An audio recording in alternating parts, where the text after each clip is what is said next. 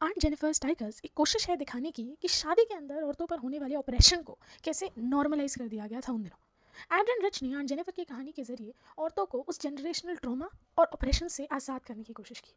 अगर शब्दों में नहीं तो कम से कम आर्ट के जरिए उन्हें अपनी आवाज़ उठाने की आज़ादी मिली। आंट जेनिफर एक डिफिकल्ट मैरिज में फंस चुकी है। वो अपना दिन निटिंग या पेंटिंग करने में बिताती हैं क्योंकि ये उन्हें अपनी इमोशंस एक्सप्रेस करने का एक मौका देता है। अभी हाल ही में उन्होंने फैब्रिक पर टाइगर्स एम्ब्रॉयडर की।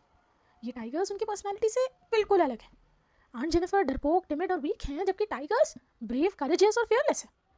आंट हमेशा अपना सर झुकाए रखती हैं, शाम के बाद घर से निकलने से डरती हैं क्योंकि बाहर आदमियों की भीड़ जमा होने लगती है। दूसरी तरफ उनके टाइगर्स रॉयल बीस्ट्स की तरह दिखते हैं, सर उठा के चलते हैं और जो भी उन्हें देखता है उनसे डर जाता है। आंट जेनिफर घर के कामों और जिम्मेदारियों के बोझ तले इतनी कमजोर हो गई हैं कि जब वो निटिंग नीडल भी उठाती हैं तो उनके हाथ कांपते हैं।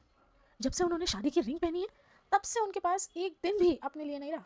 उनका खुद का हस्बैंड भी उनकी कंडीशन को लेकर बिल्कुल कंसर्न नहीं है। उसके लिए तो आंट सिर्फ घर संभालने और उसके हुक्म मानने वाली एक रिस्पॉन्सिबिलिटी है।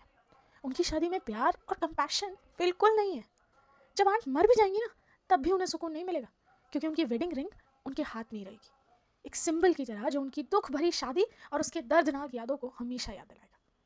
शायद उन्हें बिना रिंग के दफन किया जा सकता था, लेकिन सोसाइटी के रूल्स और ट्रेडिशंस को उनकी मौत के बाद भी फॉलो किया गया।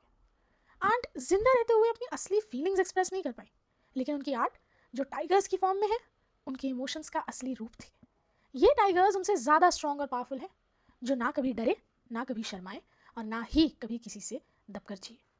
आंट शायद शादी के बंधन में बंधी रही, लेकिन जो टाइगर्स उन्होंने बनाए वो हमेशा आज़ाद रहेंगे।